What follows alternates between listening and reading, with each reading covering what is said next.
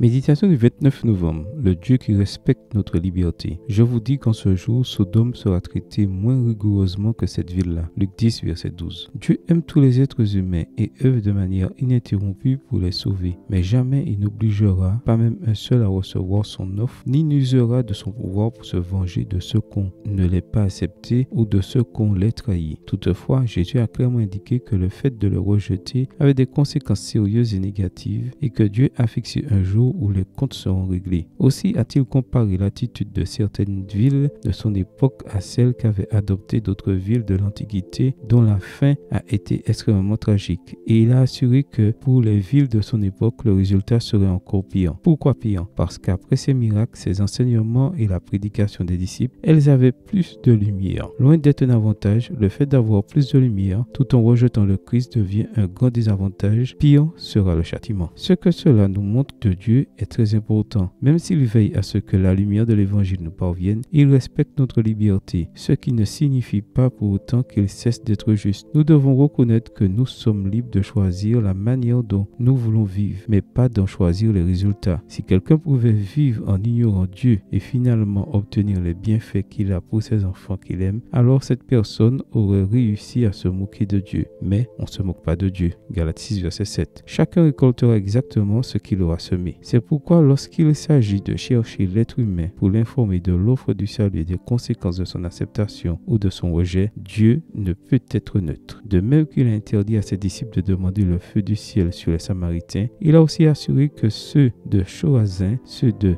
Bethsaïda et ceux de Capernaum auraient une fin pire que celle de Sodome et de Gomorrhe, des villes qui ont littéralement été incendiées. Dieu œuvre inlassablement en vous. Chaque jour, il essaie d'attirer votre attention, de vous encourager à prendre votre relation avec lui et votre vie spirituelle au sérieux. Il vous pardonne, vous donne de nouvelles opportunités et vous offre son pouvoir pour vaincre en son nom. Ne permettez pas que la lumière qu'il déverse sur vous le soit en vain. Ne rejetez pas ses efforts pour vous sauver. Que votre réponse à son invitation ne soit pas un rejet, mais l'acceptation pour la vie éternelle. Amen. Bonne journée à vous et que le Seigneur vous bénisse.